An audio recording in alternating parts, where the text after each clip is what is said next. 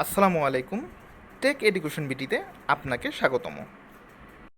যে যেখান থেকে আমার এই ভিডিওটি দেখছেন সবাইকে জানাই আন্তরিক শুভেচ্ছা ও অভিনন্দন। মাইক্রোসফট ওয়ার্ডের ষষ্ঠ ক্লাসে আমি আপনাদের সামনে হাজির হয়েছি।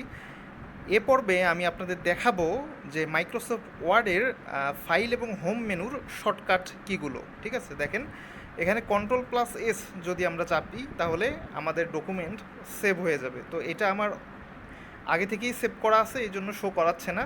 ঠিক আছে, কন্ট্রোল+S, যদি আমরা কন্ট্রোল+F কন্ট্রোল চেপে ধরে যদি এস চাপি সেক্ষেত্রে আমাদের এই ডকুমেন্ট কোনো ফাইলের ডকুমেন্ট সেভ হয়। এরপর আমরা যদি কন্ট্রোল+O দেই, দেখেন কন্ট্রোল+O দিলে আমাদের সেভকৃত ডকুমেন্টগুলো আমরা এখান থেকে শর্টকাটে বের করতে পারবো। কন্ট্রোল+O। এখন নতুন একটি ডকুমেন্ট খুলতে গেলে কন্ট্রোল+N দিলেই নতুন একটি ডকুমেন্ট ওপেন হয়ে যাবে। ঠিক আছে, আচ্ছা কেটে দিই। আচ্ছা, এরপর কন্ট্রোল+P, কন্ট্রোল চেপে ধরে কিবোর্ডের কন্ট্রোল চেপে ধরে আমরা যখন পি চাপবো তখন দেখেন প্রিন্ট অপশনটি চলে আসবে। আচ্ছা, কেটে দিলে কিন্তু একদম চলে যাবে, কারণ সেভ করা আছে, আমরা এভাবে কেটে দিব না। হ্যাঁ, আমরা কন্ট্রোল+P করে আমরা হোম মেনুতে চলে আসব। ঠিক আছে, দেখেন আরেকবার দেখাচ্ছি আমি বিষয়টি। আচ্ছা, দেখেন প্রিন্ট করার সময় কন্ট্রোল+P দেওয়ার পর এই যে প্রিন্ট চলে আসছে, তারপর আমরা এই হোমে ক্লিক করব, তখন আবার এই মেইন জায়গায় চলে আসবে। ঠিক আছে, আচ্ছা এরপর দেখেন আমরা যদি সিলেক্ট করি কন্ট্রোল+A দিলে কিন্তু পুরা লেখাগুলো সব সিলেক্ট হয়ে যাবে, মানে ডকুমেন্টের সব লেখা একবারই সিলেক্ট হয়ে যাবে। হ্যাঁ, আমাদেরকে মাউস দিয়ে টেনে সিলেক্ট করতে হবে না, এভাবে সিলেক্ট করতে হবে না, কিন্তু আমরা কন্ট্রোল+A দিলে একদম অটোমেটিক সম্পূর্ণটি কিন্তু সিলেক্ট হয়ে যাবে। ঠিক আছে, তারপর আমরা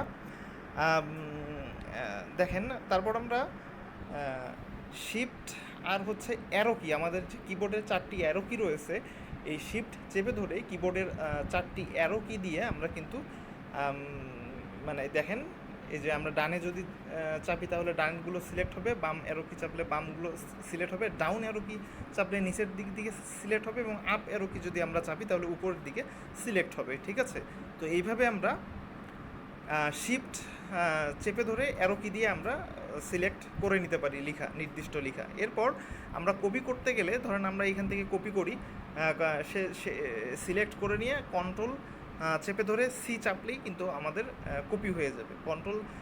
কন্ট্রোল+C, মানে থেকে কন্ট্রোল চেপে ধরে সি চাপলেই এটা কপি হয়ে যাবে। ঠিক আছে, আবার কন্ট্রোল+X চাপলে কাট হয়ে যাবে, আবার কন্ট্রোল+V চাপলে এটি পেস্ট হয়ে যাবে। মানে কাট কপি পেস্ট আমরা যে আগে শিখেছিলাম এগুলো আমরা এইভাবে কিবোর্ডের শর্টকাটের মাধ্যমে করতে পারি। এরপর ফন্ট, এই যে এখান থেকে যে আমরা ফন্ট বের করি, ফন্টগুলো আমরা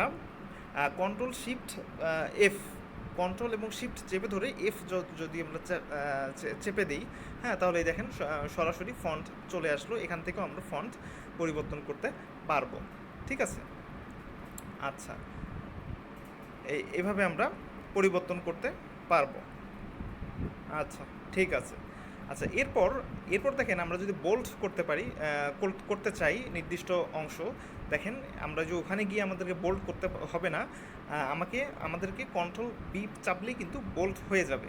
কন্ট্রোল+B চাপলেই বোল্ড হয়ে যাবে। ঠিক আছে, কন্ট্রোল+B চাপলে বোল্ড হবে। আচ্ছা দেখুন,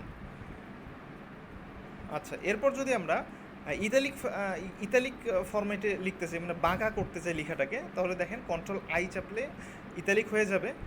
আবার যদি আমরা আন্ডারলাইন করতে চাই তাহলে আমরা দেখেন কন্ট্রোল+U চাপলে আন্ডারলাইন হয়ে যাবে। তখন আন্ডারলাইন কথাটার নিচে আমরা যখন আন্ডারলাইন দিতে যাব তখন দেখেন, আর এখান থেকে আমরা আন্ডারলাইনের কিন্তু মানে ধরনও পরিবর্তন করতে পারি। ঠিক আছে, আচ্ছা তো এই হলো মূলত শর্টকাট। তো আজ এই পর্যন্ত, সবাই ভালো থাকবেন, সুস্থ থাকবেন, টেক এডুকেশন বিডির সঙ্গেই থাকবেন। আল্লাহ হাফেজ।